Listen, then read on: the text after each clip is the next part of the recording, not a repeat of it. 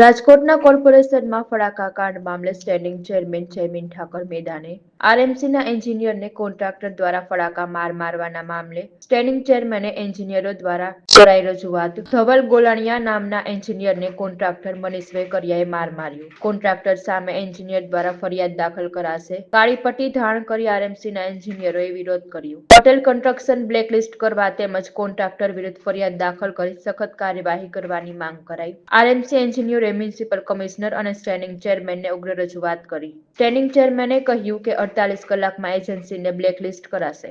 રાજકોટ મહાનગરપાલિકાના ward number 18માં ગઈકાલે અમારા બાંધકામ શાખાના કર્મચારી ઉપર કોઈ એજન્સી દ્વારા કાયદો હાથમાં લઈ અને એને ફડાકા મારવામાં આવ્યા છે, જે સંપૂર્ણપણે ભારતીય બંધારણ મુજબ ગેરબંધારણીય એવા છે.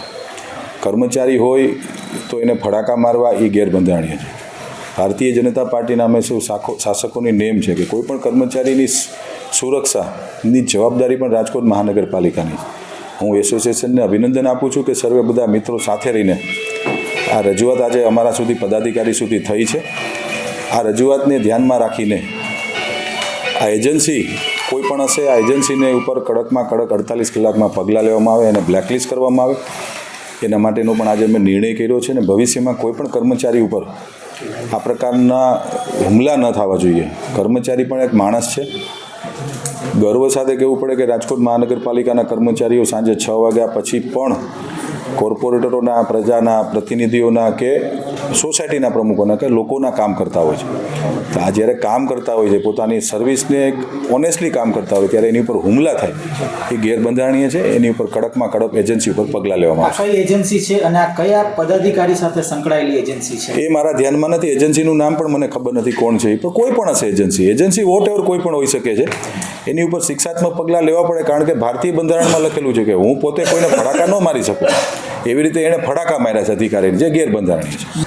કારણમાં એક સામાન્ય વસ્તુ હતી કે એજન્સી એવું કહેતા હતા કે અધિકારી ફોન નથી ઉપાડતા, તો નો પણ ઉપડે. જરૂરી નથી કે તમે ફોન કરો ત્યારે કોઈ ઉપડે. મારા ફોન પણ ક્યારેક નથી ઉપડતા. એનો મતલબ કે મારે કાયદો હાથમાં લેવાનો એ ગેરબંધારણીય છે.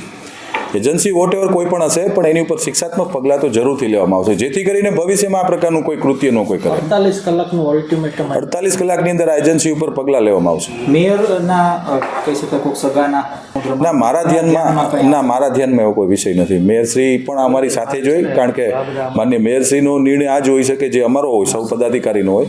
એવું કોઈ મારા ધ્યાનમાં નથી આવ્યું.